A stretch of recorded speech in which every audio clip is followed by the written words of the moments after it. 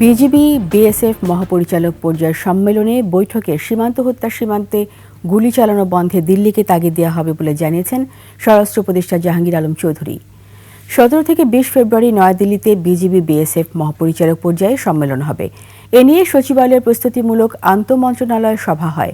সভায় স্বরাষ্ট্র উপদেষ্টা বলেন, বিজিবি বিএসএফ বৈঠকে ভারতীয় গণমাধ্যম যে অপপ্রচার চালানো হয়ে থাকে তা বন্ধের বিষয়েও আলোচনা হবে।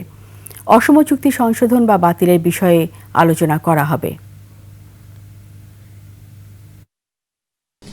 তো এখানে মেইন আলোচনার ভিতর থাকবে যে বিএসএফ যে ভারতীয় নাগরিক এবং ভারতীয় দুষ্কারী কর্তৃক সীমান্ত হত্যা ও সীমান্ত নিরস্ত বাংলাদেশি নাগরিকদের উপর গুলি চালান আহত বন্ধ করা।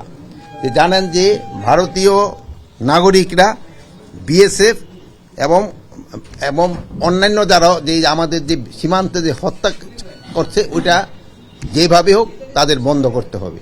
এটা কোনোভাবেই গ্রহণযোগ্য না, এটা ইন্টারন্যাশনালিও এবং যে কোনো জায়গায় হোক না এটা।